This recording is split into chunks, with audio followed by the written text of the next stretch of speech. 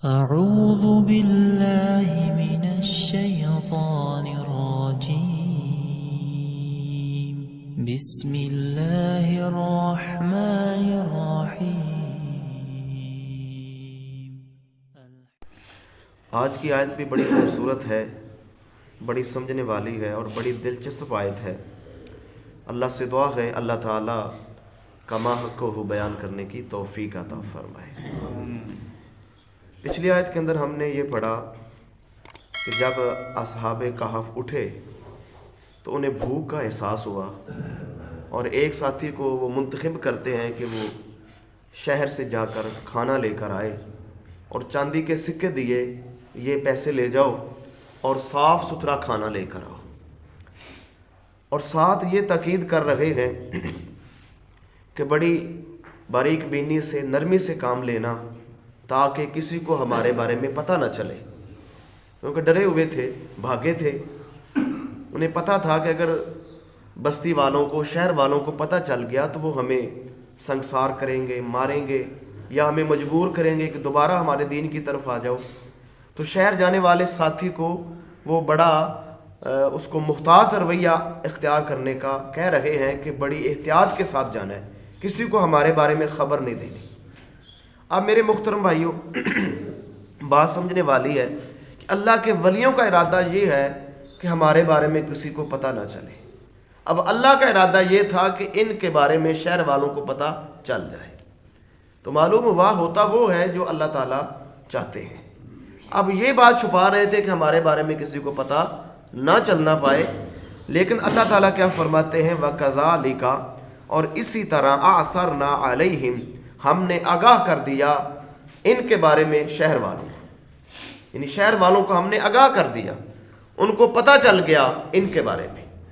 تو میرے محترم بھائیوں، بہت سارے جو مفسرین ہیں وہ اس طرف گئے ہیں اور جو واقعہ ہے وہ بھی یہی بتا رہا ہے کہ جب یہ شہر جانے والا انسان، یہ اصحاب کہف میں سے جو کھانا لینے کے لیے گیا تھا، جب یہ غار سے باہر نکلتا ہے تو غار کے بعد جو سارے راستے تھے وہ بدل چکے تھے.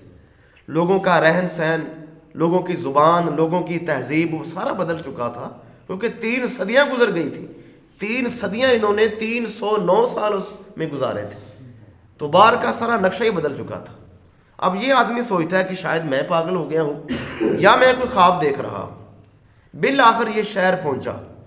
جب دکان کے اوپر پہنچا، یعنی اس ہوٹل میں جہاں سے اس نے کھانا خریدنا تھا، تو کھانے کا مطالبہ کرتا ہے اور وہ چاندی کے سکے نکال کے دیتا ہے اس کو، وہ جو سکے اس کے پاس تھے.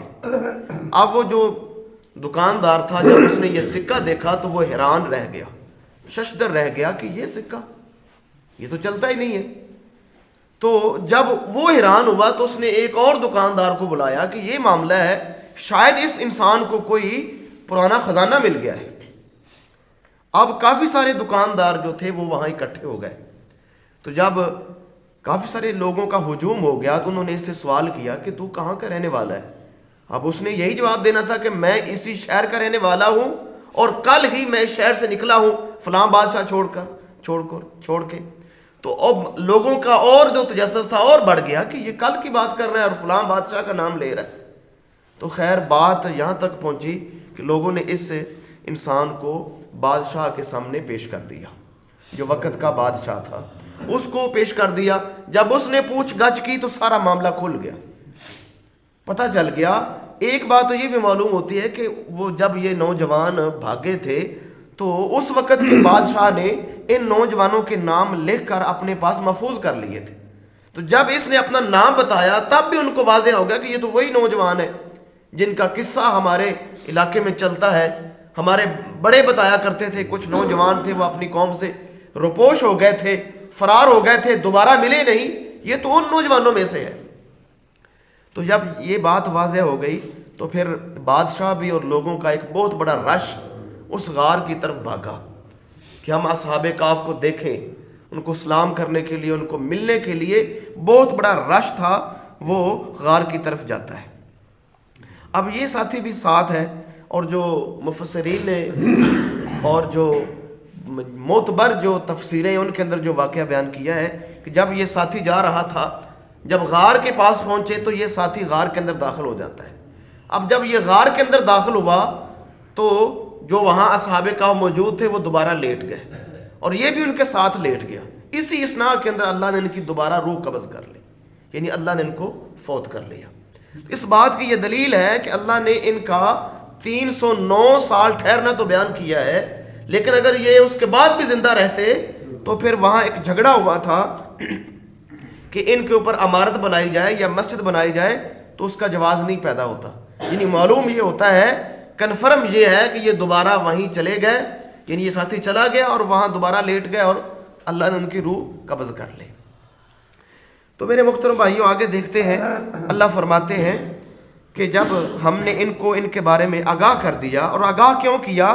لِيَعْلَمُوا, تاکہ وہ جان لیں, أَنَّ وَعْدَ اللَّهِ حق, کہ اللہ کا وعدہ سچا ہے, یعنی اللہ کا وعدہ سچا ہے. وَأَنَّ السَّاعَةَ, بے شک قیامت کی جو گھڑی ہے, لا ریب فیہا, اس میں کوئی شک نہیں ہے. اِذْ يَتَنَازَعُونَ بَيْنَهُمْ أَمْرَهُمْ, جب وہ آپس میں اپنے معاملے میں جھگڑ رہے تھے, یعنی جب بستی والے آپس میں جھگڑ رہے تھے, ان کے درمیان ایک تنازع کھڑا ہو گیا. کوئی کہہ رہا تھا کہ مر کر جی اٹھنا حق ہے, کوئی کہہ رہا تھا کہ نہیں کوئی نہیں اٹھے گا مرنے کے بعد, کوئی کہہ رہا تھا کہ حشر جو ہے وہ صرف روح کا ہوگا, یعنی روح کے ساتھ سارا حساب و کتاب ہوگا, کوئی کہہ رہا تھا کہ نہیں حشر روح اور جسم دونوں کے ساتھ ہوگا. یعنی جب شہر کے اندر یہ جھگڑا عام تھا, اللہ تعالیٰ نے اس وقت اصحاب کہف ان کے اوپر واضح کر دیے, یعنی ان کے بارے میں ان کو آگاہ کر دیا تاکہ ان کو یقین آ جائے. یعنی اصحاب کہف کو دکھا کر اللہ نے ان شہر والوں کو یقین دلا دیا کہ قیامت جو ہوگی وہ حشر اور روح, وہ قیامت جو ہوگی وہ روح اور جسم دونوں کے ساتھ ہوگی. یعنی قیامت کے دن انسان صرف روح نہیں اٹھے گی بلکہ روح اور انسان کے بدن بھی اٹھیں گے. تو یہ اللہ تعالیٰ نے اس وقت ان کے اوپر یہ حال کھول دیا تاکہ ان کو یقین ہو جائے قیامت برحق ہے, دوبارہ اللہ کے سامنے روح اور جسم کے ساتھ جانا برحق ہے. اب اللہ تعالیٰ نے ان کے لیے یہ ہدایت کا سامان کر دیا, اصحاب کہف کو جگا دیا, اٹھا دیا, اور ان لوگوں کو یقین آ گیا کہ قیامت برحق ہے. اور آگے اللہ فرماتے ہیں, قالوا بنوا علیہم بنیانا, جب وہ سارا ہجوم بادشاہ غار کے پاس پہنچے تو اب یہ اصحاب کہف اللہ نے ان کو فوت کر لیا. اب اللہ تعالیٰ کی حکمت تھی, اپنے پاس بلا لیا. اب وہاں کے لوگوں نے دو باتیں بیان کی. ایک گروہ کہتا ہے کہ ہم اس غار کے اوپر کوئی دیوار بنائیں گے, کوئی عمارت بنائیں گے تاکہ یادگار رہے, ان لوگوں کا قصہ جو ہے وہ یادگار بنا رہے. یا انہوں نے یہ کہا کہ اس غار کا جو منہ ہے وہاں پر دیوار بنا دے تاکہ غار کا منہ بند ہو جائے اور یہ ان کی قبر بن جائے. اور کچھ لوگ جو اللہ فرماتے ہیں, قال الذین غلبوا علی امرہم, وہ لوگ جن کی بات غالب تھی, یعنی جو اقتدار والے تھے یا بادشاہ تھا یا دیگر لوگ تھے, انہوں نے کہا کہ لنتخذن علیہم مسجدا, ہم ان کے اوپر ضرور مسجد بنائیں گے, یعنی مسجد بنائیں گے ہم ان کے ساتھ یا ان کی قبر کے اوپر. اب ان کی بات ہی جو غلبہ رکھنے والے تھے, ان کی بات کے اوپر ہی انہوں نے عمل کیا کہ وہاں انہوں نے مسجد بنائی.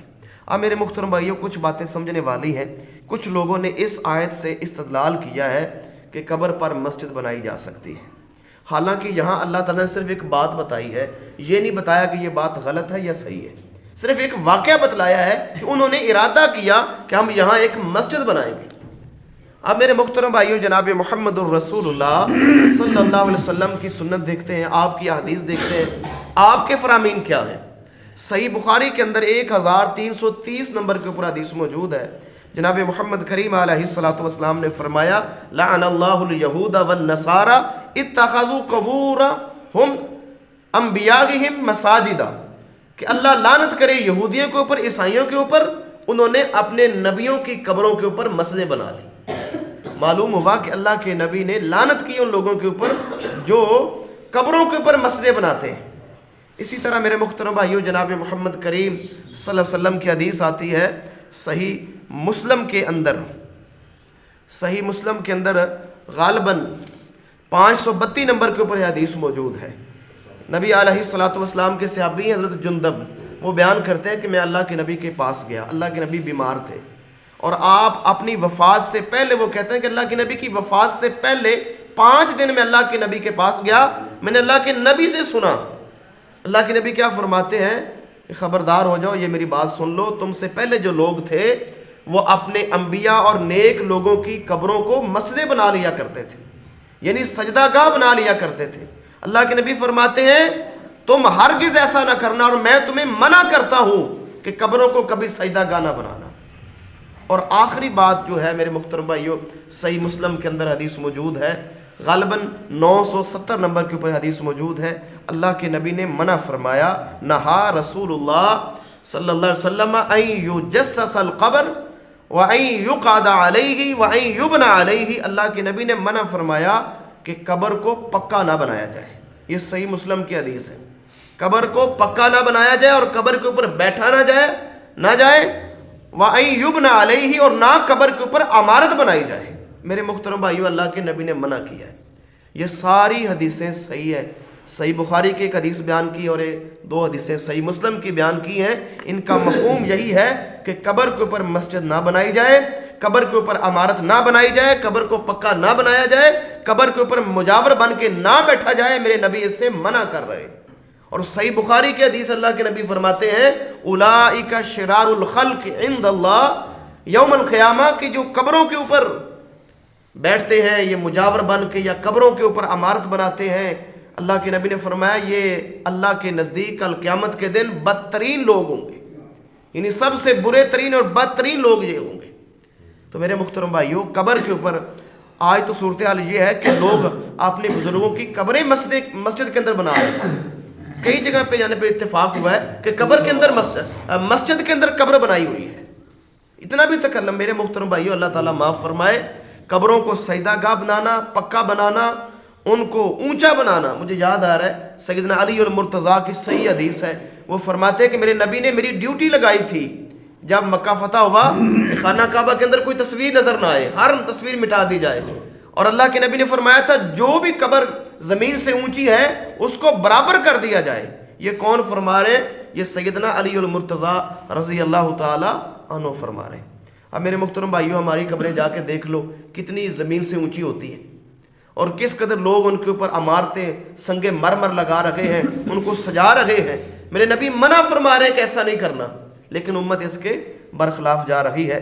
اللہ سے دعا ہے اللہ ہمیں معاف فرمائے، اللہ سے دعا ہے اللہ عمل کرنے کی توفیق عطا فرمائے، اللہ سے دعا ہے اللہ تعالیٰ کمی کوتاہی اپنی رحمت سے معاف فرمائے۔